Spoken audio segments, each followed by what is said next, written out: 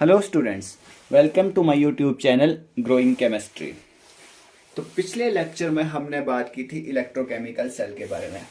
आज हम बात करेंगे स्टैंडर्ड हाइड्रोजन इलेक्ट्रोड के बारे में। इलेक्ट्रोकेमिकल सेल में हमने बात की थी जिंक कॉपर सल्फेट के सॉल्यूशन में से कॉपर को डिस्प्लेस कर देता है और जिंक सल्फेट का सॉल्यूशन बनाता है।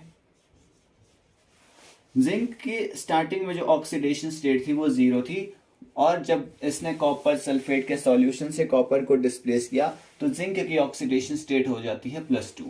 कॉपर की यहाँ पर ऑक्सीडेशन स्टेट +2 है और यहाँ पर कॉपर की ऑक्सीडेशन स्टेट हो जाती है 0। अगर हम देखें तो जिंक पे ऑक्सीडेशन होती है और जो हमारे पास कॉपर है उसकी हमें रिडक्शन देखने को मिलती है। और साथ ही हमने बात की थी इलेक्ट्रोकेमिकल सेल में इलेक्ट्रोड पोटेंशियल की। जो हमारे पास ई सेल था, मतलब जो हमारे पास सेल का ओवरऑल पोटेंशियल था वो 1.10 वोल्ट था, लेकिन हमने स्टैंडर्ड कंडीशन ली थी वहां पे, तो हमारे पास होता है E naught cell, which means that standard electrode potential of a cell. अगर हम इसके फॉर्मूलाज की बात करें तो हमारे पास इलेक्ट्रोड पोटेंशियल निकालने का फॉर्मूला है E cell equal to E naught cathode minus E naught anode. ये फॉर्मूला हम पिछले लेक्चर में हम लोग पढ़ चुके हैं। हम इलेक्ट्रोकेमिकल सेल में हम लोगों ने पढ़ा है, ये हमारे पास जिंक वाला इलेक्ट्रोड था और साथ में हमारे पास कॉपर का इलेक्ट्रोड कॉपर सल्फेट के सॉल्यूशन में था। ये कॉपर सल्फेट का सॉल्यूशन है, ये जिंक सल्फेट का सॉल्यूशन है और ये हमारे पास था कॉपर सल्फेट का सॉल्यूशन। ये जिंक का इलेक्ट्रोड था और ये कनेक्ट था एक वोल्ट मीटर से, जिंक का इलेक्ट्रोड और ये कॉपर का इलेक्ट्रोड, और इसको हमने साल्ट ब्रिज से कनेक्ट किया था। और ये वाला पोर्शन हमारे पास एनोड था और ये हमारे पास कैथोड था। हमें एनोड पर ऑक्सीडेशन देखने को मिली थी और कैथोड पे हमें रिडक्शन देखने को मिली थी। और जो हमारे पास ओवरऑल सेल का पोटेंशियल था वो 1.10 वोल्ट था। और हमने साथ में ही बात की थी कि सॉल्यूशन का अपना कुछ इलेक्ट्रोड पोटेंशियल होगा और इस सॉल्यूशन का अपना कुछ इलेक्ट्रोड पोटेंशियल होगा। जिंक का अपना इलेक्ट्रोड पोटेंशियल होगा और कॉपर का अपना कुछ इलेक्ट्रोड पोटेंशियल होगा। लेकिन हमारे पास ये जो इलेक्ट्रोड पोटेंशियल है ये सेल का ओवरऑल इलेक्ट्रोड पोटेंशियल है। तो ये फाइंड आउट करने के लिए कि जिंक का ऑक्सीडेशन पोटेंशियल क्या होगा या इसका ईएमएफ क्या होगा और साथ ही कॉपर का इलेक्ट्रोड पोटेंशियल कितना होगा, इसे आइडेंटिफाई करने के लिए हमें पड़ती है स्टैंडर्ड हाइड्रोजन इलेक्ट्रोड की जरूरत। क्योंकि जो हमारे पास स्टैंडर्ड हाइड्रोजन इलेक्ट्रोड है इसका जो नेट पोटेंशियल होता है वो हमारे पास 0 होता है। E naught of hydrogen electrode potential of standard hydrogen electrode is equal to 0। तो अब हम इसको करके देखते हैं।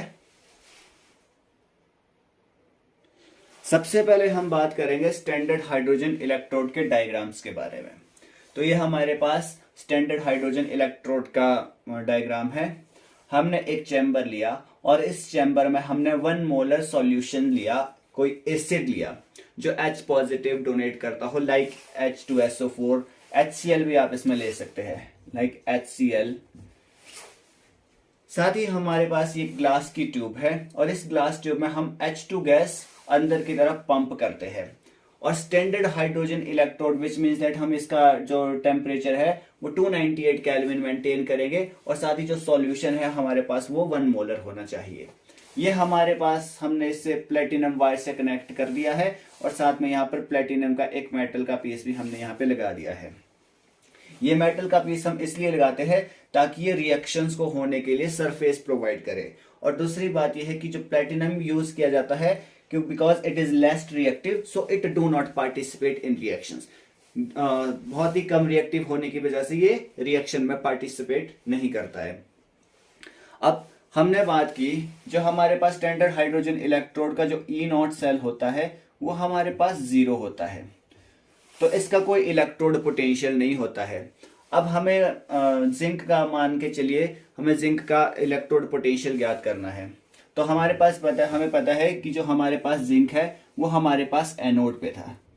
तो एनोड पे हमारे पास जिंक था, ये जिंक सल्फेट का सॉल्यूशन था, और हम यहाँ पर कॉपर वाला पार्ट हटा देंगे। कॉपर के इलेक्ट्रोड को हटाकर हम यहाँ पर स्टैंडर्ड हाइड्रोजन इलेक्ट्रोड लगा देंगे, SHE।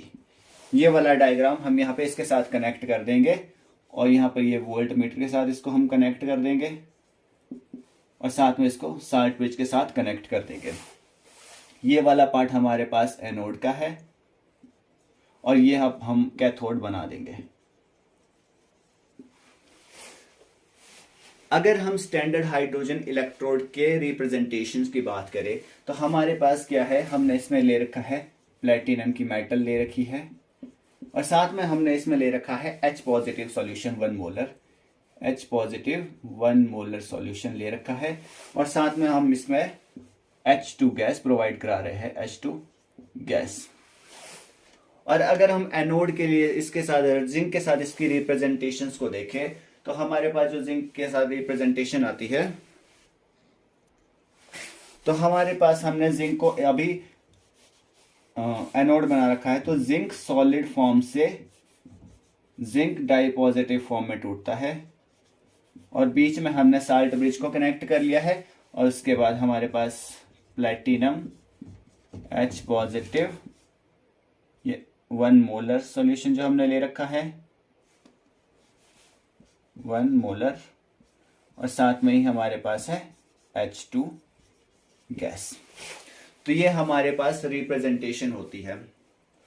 जब हमने इस तरह का सेल बनाया, हमने जिंक के साथ स्टैंडर्ड हाइड्रोजन इलेक्ट्रोड को लगा के देखा, तो जो हमारे पास स्टैंडर्ड इलेक्ट्रोड पोटेंशियल निकालने का फॉर्मूला है वो हमारे पास होता है E0 cathode minus E0 anode. अब हमें पता है जिंक अपने इलेक्ट्रॉन्स को इस इलेक्ट्रोड पे छोड़ता है, और जो जिंक डाई पॉजिटिव के आयन है वो सॉल्यूशन में छोड़ देता है। तो विच मीन्स दैट जो हमारे पास एनोड का पोटेंशियल है, जो जिंक का पोटेंशियल है, वो नेगेटिव पोटेंशियल होगा।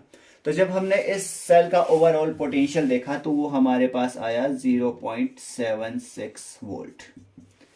तो 0.76 वोल्ट हमारे पास ओवरऑल पोटेंशियल देखने को मिला हमें। तो हमें नहीं पता कि ई कैथोड हमारे पास कितना है, E0 of cathode minus E0 of anode.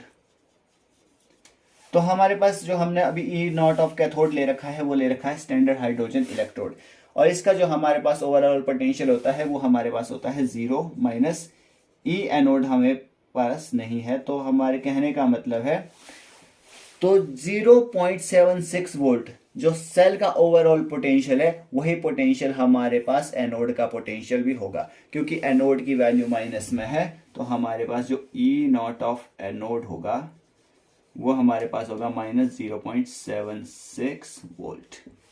Similarly हम इसी तरह से कॉपर के इलेक्ट्रोड का पोटेंशियल भी फाइंड आउट करेंगे, क्योंकि हमारे पास जो कॉपर है वो कैथोड की जगह पे है, और अब हम कॉपर में स्टैंडर्ड हाइड्रोजन इलेक्ट्रोड को एनोड बना देंगे और कॉपर को हम कैथोड की जगह रख के देखेंगे। फिर उसमें हम आइडेंटिफाई करेंगे कि हमारे पास कॉपर का नेट इलेक्ट्रोड पोटेंशियल कितना है। तो ये हमने स्टैंडर्ड हाइड्रोजन इलेक्ट्रोड को कॉपर के साथ कनेक्ट कर दिया। इस बार हमने कॉपर को कैथोड की जगह रख के देखा, और SHE को हमने एनोड की जगह रख के देखा है। तो हम अगेन E0 ऑफ सेल जब हमने फाइंड आउट किया तो हमारे पास E0 of cathode minus E0 of anode. तो इस बार जो हमारे पास सेल का जो ओवरऑल पोटेंशियल आया वो 0.34 वोल्ट हमें देखने को मिला। तो जो हमारे पास E0 ऑफ कैथोड है, E0 ऑफ कैथोड हमारे पास है कॉपर, ये हमें नहीं पता, और साथ ही जो E0 ऑफ एनोड है, एनोड की जगह अभी हमने स्टैंडर्ड हाइड्रोजन इलेक्ट्रोड रख के देखा है जिसका पोटेंशियल होता है 0। तो विच मीन्स दैट हमारे पास जो E कैथोड है उसकी वैल्यू हमारे पास होगी 0.34 वोल्ट के इक्वल। साथ ही अगर हम इसके रिप्रेजेंटेशंस की बात करें तो हमारे पास इसकी रिप्रेजेंटेशन होगी प्लेटिनम सॉलिड फॉर्म में H पॉजिटिव का 1 मोलर टू H2 गैस, बीच में हमने सॉल्ट ब्रिज कनेक्ट कर लिया है और इसके बाद हमारे पास है कॉपर डाई पॉजिटिव फॉर्म से कॉपर सॉलिड फॉर्म में जा रहा है। तो ये हमारे पास होगी रिप्रेजेंटेशन फॉर कॉपर इलेक्ट्रोड के लिए। अगर हम सेल का अब ओवरऑल पोटेंशियल देखें तो हमारे पास सेल का जो ओवरऑल पोटेंशियल है E naught of cell is equal to E naught of cathode minus E naught of anode. तो हमारे पास जो ई नॉट ऑफ कैथोड की जो वैल्यू है वो है 0.34 वोल्ट माइनस जो ई नॉट ऑफ एनोड की जो हमारे पास इससे पहले वैल्यू आई थी वो माइनस 0.76 वोल्ट आई थी। तो minus 0.76 volt minus minus plus 0.34 plus 0.76 volt is equal to जो हमारे पास ई नॉट ऑफ चलाया गया वो 1.10 वोल्ट। So hence proof. तो जो स्टैंडर्ड हाइड्रोजन इलेक्ट्रोड है उसका काम यही है कि उसका खुद का कोई पोटेंशियल नहीं होता और ये हमें किसी पर्टिकुलर इलेक्ट्रोड के स्टैंडर्ड इलेक्ट्रोड पोटेंशियल को ज्ञात करने के लिए हम इसका यूज करते हैं। सो आज के लेक्चर में बस इतना ही। अगले वीडियो में फिर आपसे मुलाकात होगी।